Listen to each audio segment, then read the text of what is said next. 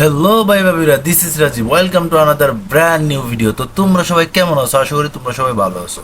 তো এখন আমি কথা বলবো তুফান সিনেমার টেলার বিষয়ে।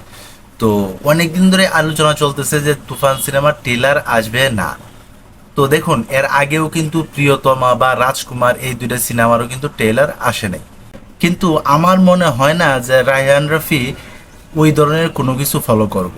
কারণ রায়হান রাফির যে আগের যে সিনেমাগুলো আমরা দেখছি, পরাণ বলেন, পরামন টু বলেন, দামাল দেখেন, ওই সব কটা সিনেমারই কিন্তু টিজার বলেন, ট্রেলার বলেন, সবই কিন্তু ছিল।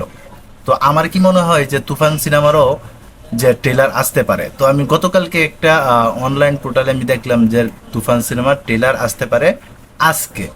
তো ইতিমধ্যেই কিন্তু তুফান সিনেমার প্রত্যেকটা ক্যারেক্টারের লেগে আলাদা আলাদা কিন্তু রায়হান রাফি পিকচার বানাইতেছে এবং আলাদা আলাদাভাবে কিন্তু পোস্ট করতেছে।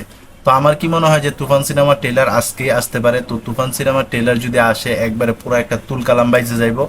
আর রায়হান রাফি এতটাও বোকা না যে তুফান সিনেমার ট্রেলার দিবে না বা একটা টিজারও দিবে না। একটা টিজ দিছে, ওই টিজে কিন্তু পুরো আগুন ধরায় এলাইছে। তারপর আইটেম সং ছাড়লো, ওইটাও কিন্তু পুরা তুলকালাম বাজায় দিছে।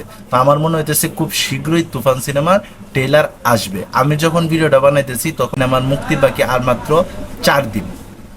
তো যাই হোক না, গেলে লেগে তুফান সিনেমার ট্রেলারের লেগে আমরা এখন আশায় বসে আছি। তো সবাই ভালো থাকবেন, সুস্থ থাকবেন, কাছের মানুষটাই ভালো রাখবেন। ধন্যবাদ সবাইকে।